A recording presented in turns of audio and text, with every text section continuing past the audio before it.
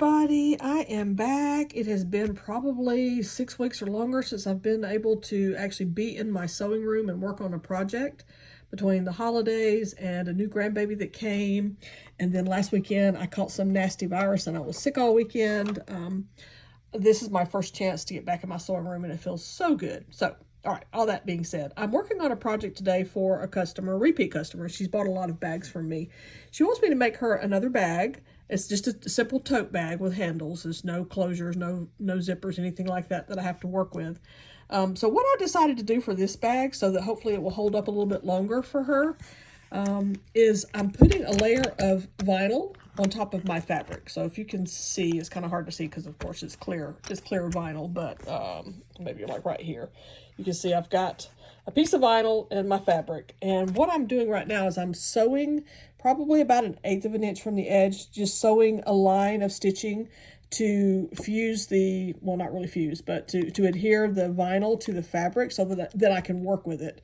It'd be a lot harder to work with if I didn't sew these layers together, because between trying to put the bag together, the vinyl would slip, the fabric would slip, whatever. What I want to tell you about working with vinyl is if you're going to work with vinyl, you got to have a Teflon foot for your machine.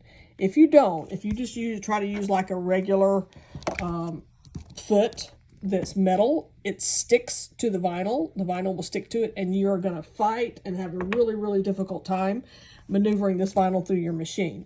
If you flip it over and have the vinyl down, you're going to have the same problem with the vinyl sticking to your machine. So when you buy vinyl, whether you buy it on a roll or in a pack, I'll show you, it comes with layered on top of a piece of paper. So you can use this really thin tissue type paper if you're working with vinyl down, you have to put the piece of paper up underneath the vinyl to keep it from sticking to your machine. But that's even difficult because then the paper gets in the way and it gets under the needle, and you have to go pull the paper out of your stitching and that kind of stuff. So vinyl can be a little tricky to work with. I've never made a bag by putting a layer of vinyl on the outside of the bag. This will be the first one I've done. Hopefully it comes out the way in my mind I'm envisioning this, to add a layer of protection. So because I'm putting vinyl on the outside of the bag, I am not putting any stabilizer of any type onto the back of the fabric, because I think the vinyl is going to give it enough stability. Now I'm making the lining pieces. It's just going to be a drop-in lining, so all my raw edges will be covered, but I'm making the lining pieces out of the same fabric. I may or may not put some fusible lining or fusible stabilizer on the back of the lining pieces. I haven't decided yet what I want to do. I may, just to give the lining pieces a little more stability. But those are the things I think. That's all I wanted to share with you, basically, about working with vinyl and what I'm doing, and we'll see how this comes out. I'm hoping it won't be too difficult. Now, when I start putting the layers together, it's going to get pretty thick.